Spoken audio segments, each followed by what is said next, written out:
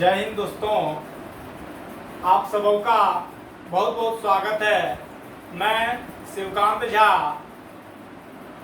पिछले क्लास में जो हम लोग भाषा, व्याकरण, बोली, लिपि पढ़े थे, उस पे कुछ आधारित महत्वपूर्ण क्वेश्चन को आज हम लोग डिस्कस करेंगे। फिर भाषा, बोली, व्याकरण ये सब जो है चैप्टर क्या हो जाएगा, खत्म हो जाएगा और उस पर हम लोग क्वेश्चन कुछ इंपॉर्टेंट कर लेते हैं। पहला क्वेश्चन है, भाषा किसे कहते हैं? भाषा किसे कहते हैं? तो भाषा मैंने आपको पिछले क्लास में पढ़ाया था कि जिसके द्वारा मनुष्य अपने मन के विचारों को लिखकर या बोलकर एक दूसरे को प्रकट करता है, उसे क्या कहते हैं? भाषा कहते हैं। मतलब मनुष्य के अंदर जो बातें चल रही है वो सामने वाले को प्रकट कर देना, वही क्या कहलाता है? भाषा कहलाता है। चाहे वो लिखित हो या मौखिक हो या सांकेतिक हो। मैंने भाषा आपको दो प्रकार की बताया था, पहला लिखित भाषा, दूसरा मौखिक भाषा, जिसमें जो है एक और एक्स्ट्रा बताया था सांकेतिक भाषा, जिसमें यूज बताया था ट्रैफिक सिग्नल पे जो यूज किया जाता है जो है। और फिर मैंने दूसरा क्वेश्चन है, भाषा और बोली में क्या अंतर है? भाषा और बोली में क्या अंतर है? भाषा जो है वह अभी मैंने डेफिनेशन बताया, जिसके द्वारा मनुष्य अपने मन के विचारों को लिखकर या बोलकर प्रकट करता है, उसे भाषा कहते हैं। यानी कि भाषा जो विचारों का आदान प्रदान करने का तरीका है, जबकि बोली जो है वह सीमित क्षेत्र में क्षेत्रीय स्तर पर प्रयोग किए जाने वाले भाषा को हम लोग बोली कहते हैं। सीमित क्षेत्र में या क्षेत्रीय स्तर में प्रयोग किए जाने वाले शब्द को ही बोली, भाषा को ही क्या कहते हैं? बोली कहते हैं जो है। तीसरा क्वेश्चन है, व्याकरण को परिभाषित कीजिए। व्याकरण को परिभाषित कीजिए।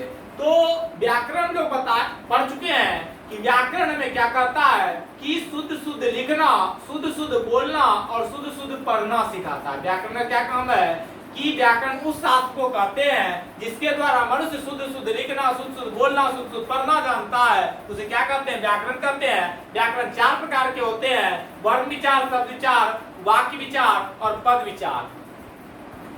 राजभाषा किसे कहते हैं? मैंने आपको बताया था कि सरकारी दफ्तरों, ऑफिसों, कार्यालयों को चलाने के लिए सरकार जो है जिन भाषाओं का प्रयोग करता है उसे क्या कहते हैं? राजभाषा कहते हैं। हिंदी हमारी क्या है? राजभाषा।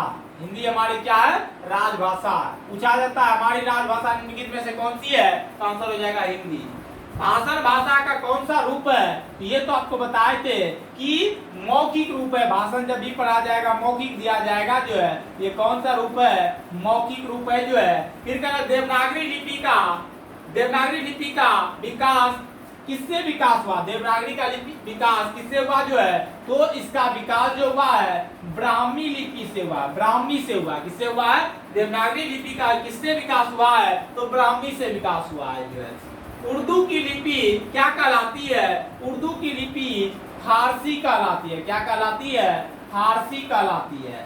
बहुत इंपॉर्टेंट क्वेश्चन है दोस्तों, इसको ध्यान से अगर पढ़ लेंगे तो एग्जाम में इस चैप्टर से जितने भी क्वेश्चन आएंगे वो एक भी नहीं छूटेंगे जो है। हिंदी भारतीय संघ की राजभाषा कब स्वीकार की गई? आपको बताया था 14 सितंबर 1949 को क्या किया गया? सितंबर 1949 को हिंदी भारत की राजभाषा के रूप में स्वीकार की गई जो है। इसलिए प्रत्येक वर्ष हम लोग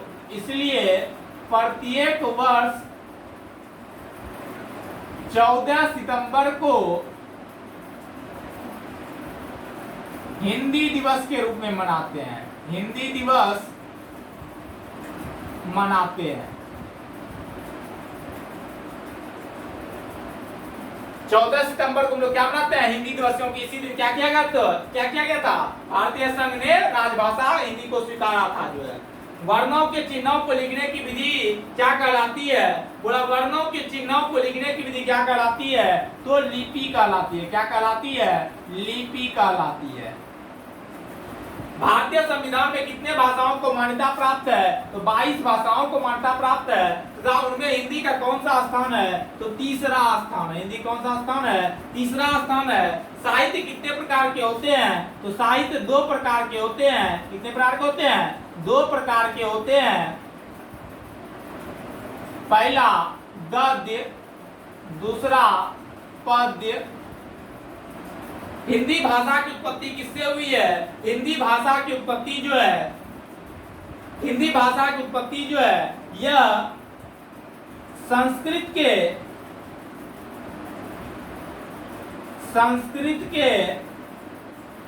भास धातु